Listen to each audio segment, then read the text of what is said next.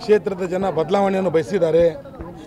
ನಾನು 2 ದಿನದಿಂದ ನಮ್ಮ ಕಾರ್ಯಕ್ರಮ ಏನಾಯ್ತಲ್ಲ, ಸುಮಾರು 30,000 ಜನ ಸೇರಿ ಇವತ್ತು ಕಾಂಗ್ರೆಸ್ ಪಕ್ಷಕ್ಕೆ ಆಶೀರ್ವಾದ ಮಾಡುವ ನಿರ್ಧಾರ ಮಾಡಿದ ನಂತರ 2 ದಿನದಲ್ಲಿ ಕೇವಲ ಕಾಂಗ್ರೆಸ್ನವರಷ್ಟೇ ಅಲ್ಲ, BJPಯವರು ಕೂಡ ಬಾಯ್ ಬಾಯ್ ಬೊಮ್ಮಾಯಿ ಅನ್ನೋಂಥ ಒಂದು ಶಬ್ದ ಪೂರ್ತಿ ಕ್ಷೇತ್ರದಲ್ಲಿ ಕೇಳ್ತಾ ಇದೆ.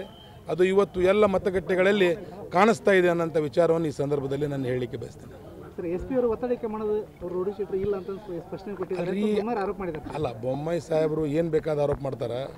ನಾನೊಬ್ಬ ಸಾಮಾನ್ಯ ಕುಟುಂಬದಿಂದ ಬಂದವ, ಇನ್ನೂ ಮಟ್ಟ ಯಾವುದೇ ರೀತಿಯ ಅಧಿಕಾರ ಗ್ರಾಮ ಪಂಚಾಯತಿ ಮೆಂಬರು ಆಗಿಲ್ಲ. ನಾನು ಪಕ್ಷ ನನ್ನ ಸೇವೆ ಕಂಡು ನನಗೆ 2ನೇ ಬಾರಿ ಅವಕಾಶ ಮಾಡಿಕೊಟ್ಟಿದ್ದೆ. ಅವರು ಭಾಳಷ್ಟು ದೊಡ್ಡ ಅಧಿಕಾರದಲ್ಲಿ ಇದ್ದಾರೆ. ಅವರು ತಾವ್ಯಾಕೆ ಸ್ಟೇ ತೊಗೊಂಡಿರೋಂಥದ್ದು ಒಂದು ಕ್ಲಿಯರ್ ಮಾಡಿಬಿಟ್ರೆ ನಾನು ಅವ್ರಿಗೆ ಶಿರಸಾಷ್ಟಾಂಗ ನಮಸ್ಕಾರ ಮಾಡ್ತೇನೆ. ಅವರಿಗೆ ಚುನಾವಣಾ ಆಯೋಗಕ್ಕೆ ದೂರು ಕೊಟ್ಟರೆ 100ಕ್ಕೆ 100 ಅವ್ರು ದೂರು ಕೊಡಬೇಕು. ಅವ್ರು ದೂರು ಕೊಡಬೇಕು, ಸತ್ಯಾಸತ್ಯತೆ ಹೊರಗೆ ಬರಬೇಕು.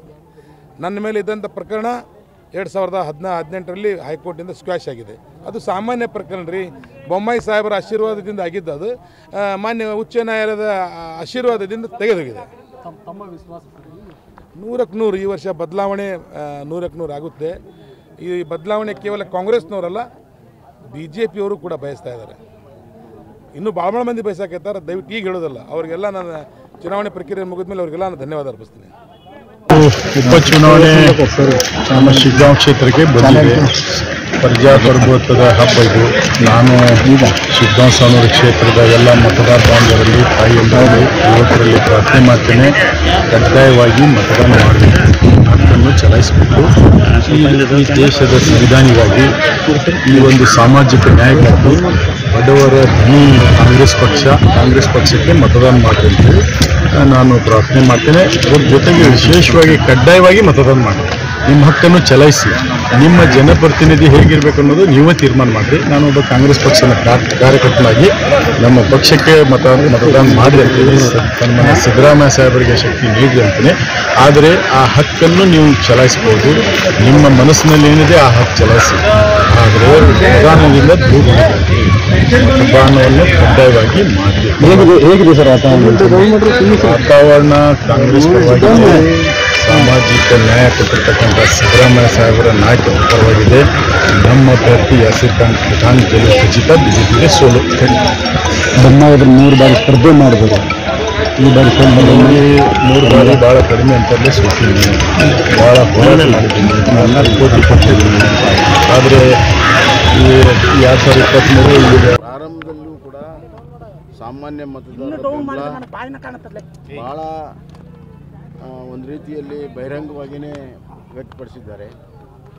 ದಿನೇ ದಿನೇ ಬೆಂಬಲ ಹೆಚ್ಚಾಗಿದೆ ಮತ್ತು ಅವರ ಒಂದು ಸ್ಪಂದನೆ ದೊಡ್ಡ ಪ್ರಮಾಣದಲ್ಲಿದೆ. ಕಳೆದ 2-3 ದಿವಸದಿಂದಂತೂ ಭಾಳ ದೊಡ್ಡ ಪ್ರಮಾಣದಲ್ಲಿ ಅಭಿವ್ಯಕ್ತಾಗಿದೆ. ಎಲ್ಲ ಹಿನ್ನೆಲೆಯಲ್ಲಿ ದೊಡ್ಡ ಅಂತರದಲ್ಲಿ ಭರತ್ ಬೊಮ್ಮಾಯಿ ಗೆಲ್ತಾರಂತ ಆತ್ಮವಿಶ್ವಾಸ ಇದೆ. ಸರ್ಕಾರ ವರ್ಸಸ್ ಬೊಮ್ಮಾಯಿ ಅವರು ಅನ್ನೋ ಥರ ಆಗ್ಬಿಟ್ಟಿದೆ. ಇಡೀ ಸಚಿವ ಸಂಪುಟ ಹೌದು, ಇಡೀ ಸರ್ಕಾರ, ಮಂತ್ರಿಗಳು, ಶಾಸಕರು ಸುಮಾರು ಒಂದು 10-15 ದಿವಸ ಹಾವಳಿ. ಸರ್ಕಾರ ತನ್ನ ಕೆಲಸ ಮಾಡದೆ ನಿಲ್ಲಿಸ್ಬಿಟ್ಟಿದೆ. ವಿಧಾನಸಭಾ ಕೀಲಿ ಹಾಕಿಬಿಟ್ಟಿದ್ದಾರೆ. ಉಪಚುನಾವಣೆಯ ಅಲ್ಲಿ ಇಷ್ಟು ದೊಡ್ಡ ಪ್ರಮಾಣದಲ್ಲಿ ಸಚಿವರು, ಶಾಸಕರು ಹಣದ ಚೀಲ ತೊಗೊಂಡು ಬಂದು ಕೂತು ಪ್ರಜಾಪ್ರಭುತ್ವದ ಎಲ್ಲ ಮೌಲ್ಯಗಳನ್ನು ಗಾಳಿಗೆ ತೂರಿ ತಮ್ಮ ಹಣದ ಬಲದಿಂದ, ಜಾತಿ ಬಲದಿಂದ ಗೆಲ್ಲುವಂಥ ಹುನ್ನಾರ ಮಾಡ್ತಿರುವಂಥದ್ದು ನಿಜವಾಗಲೂ ಕೂಡ ಕಾಂಗ್ರೆಸ್ ಸರ್ಕಾರದ ಒಂದು ದುರಂತ. ವಿಶೇಷವಾಗಿ ಸಿದ್ದರಾಮಯ್ಯನವರು ಈ ಮಟ್ಟಕ್ಕೆ ತಮ್ಮ ರಾಜಕೀಯ ಅಧಿಪತನ ತೋರಿಸಿದ್ದಾರೆ ಅಂತ ನನಗೆ ಅನಿಸ್ತದೆ. ಸಾಲು ಆರೋಪಗಳನ್ನ ಮಾಡಿದ್ರು.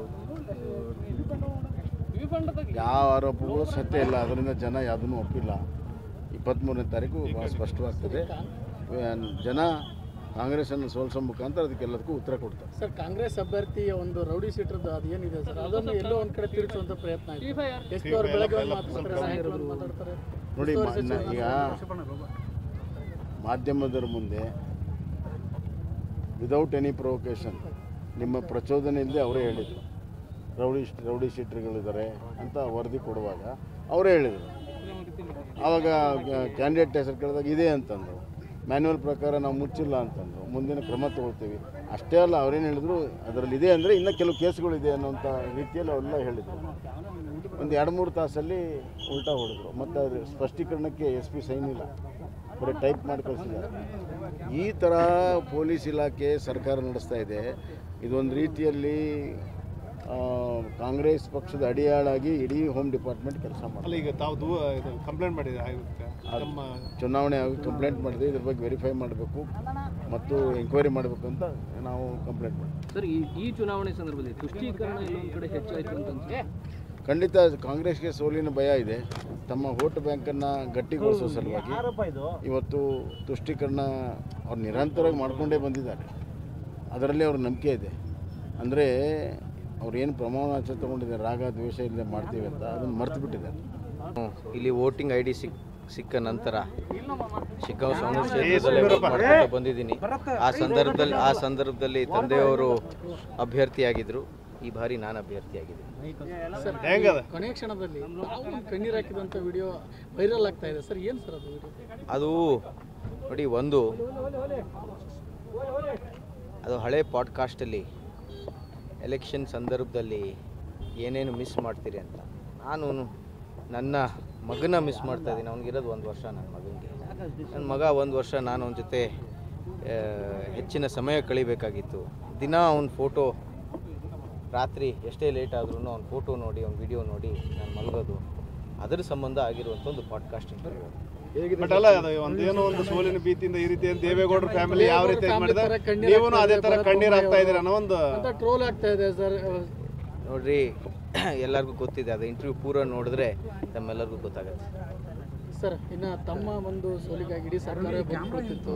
ಹೇಗೆ ಸ್ಟ್ರಾಟಜೀಸ್ ಇದೆ? ತಮ್ಮದ ಒಂದು ಕಾರ್ಯಕರ್ತರ ಬೆಂಬಲ ಹೇಗಿದೆ ಸರ್ ಇವತ್ತಿನ ಮತದಾನ? ಈ ತಂದೆಯವರು ಹೇಳಿದಂತೆ ಕಾಂಗ್ರೆಸ್ ಪಕ್ಷ ಅಧಿಕಾರದಲ್ಲಿದೆ. 60 MLAಗಳು, 10 ಮಿನಿಸ್ಟರ್ಗಳು. ಇದು ಬೊಮ್ಮಾಯಿ ವರ್ಸಸ್ ಸರ್ಕಾರ ಮಾಡಿದ್ದಾರೆ. ಅದರ ತಕ್ಕಂತೆ ಇವತ್ತು ನಮ್ಮ ಮತದಾರರೆಲ್ಲರೂ ತೀರ್ಮಾನವನ್ನು ಮಾಡ್ತಾರೆ. ನವೆಂಬರ್ 23ನೇ ತಾರೀಕು ನಮ್ಮೆಲ್ಲರಿಗೂ ಗೊತ್ತಾಗುತ್ತೆ. Sir, slow sir.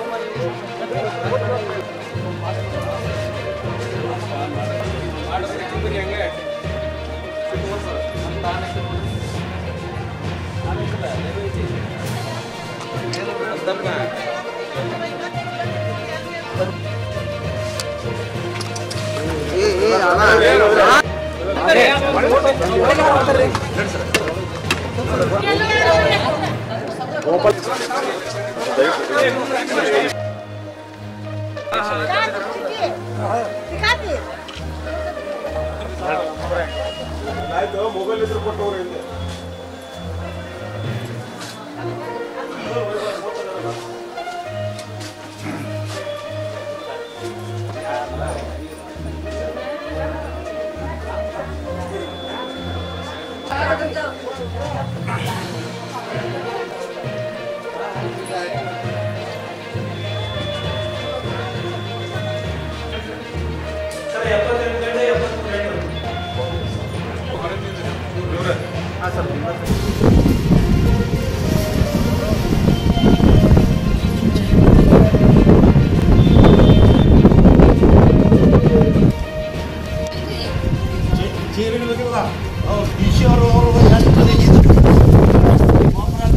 ಎಷ್ಟು ಕೊಡ್ತಾರೋ, ಇಷ್ಟು ಮಾಡಿ ಅಷ್ಟು ಮಾಡಿ ಅಂತ ಇಲ್ಲಿ ಬೇಕಾದ್ರೆ ಏನು ಇಂತಜಾಮ್ ಇಲ್ಲ.